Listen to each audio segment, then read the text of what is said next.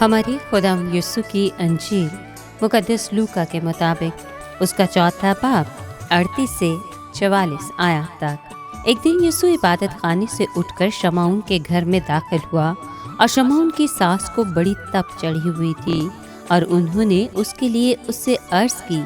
तब उसने उसके पास खड़े होकर तप को झिड़का तो उतर गई और वो उसी दम उठकर उनकी खिदमत करने लगी।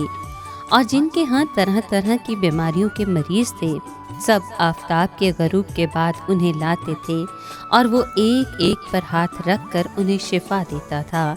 और बतेरों में से बदरूहें चिल्ला चिल्ला कर यूँ कहते हुए निकल आती थीं कि तू खुदा का बेटा है, मगर वो उन्हें झिड़कता और ये कहने ना देता था क्योंकि वो जानती थी कि ये अल-मसीह है। जब दिन होता था तो वो निकल कर किसी वीरान जगह जाता था और हजूम उसे ढूंढते और उसके पास आकर उसे रोकते थे कि हमारे पास से चले ना जाना।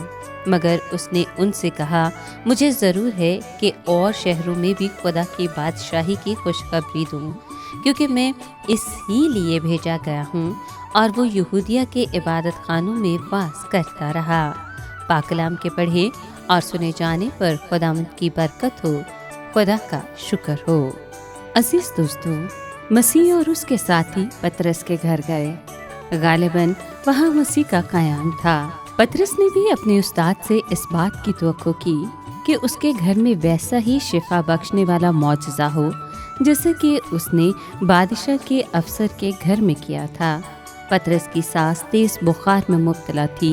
यूँ लगता है कि पतरस ने अपनी सास की शिफा के लिए यीशु को कहना मुनासिब न जाना, मगर दूसरों ने पतरस के दिल की बात मसीह को बताई तो मसीह ने बुखार को झिड़का और वो शिफा याब हो गई। मसीह ने उसका हाथ पकड़कर उसे उठाया और बुखार जाता रहा। इसके बाद वो उठी और उनकी खिदमत करने लगी। ये दरअसल दोहरा मौजज़ा था। बुखार के सबब अमूमन जो कमज़ोरी पैदा हो जाती है वो बुखार के साथ फ़ौरन ही जाती रही और वो इस काबिल हुई कि यकदम खिदमत करना शुरू कर देती है। मसीह की खिदमत के आगाज़ के बाद ये पहली खातून है जिसके बारे में तहरीरी तौर पर लिखा हुआ है कि उसने मसीह की खिदमत के लिए अपने आप को रज़ाकाराना तौर पर पेश किया। शिफा देने वाले मसीहा की ये कितनी हैरत अंगेज़ तस्वीर है। वो शाम के शुरू में पतरस के घर के दरवाजे पर खड़ा था और हर उस बीमार शख्स को छूने के लिए अपने हाथ को बढ़ाए हुए था जो उसके पास आया। और यूँ उसने उन गरीब लोगों के रंज में उनके साथ अपनी हमदर्दी का सबूत दिया।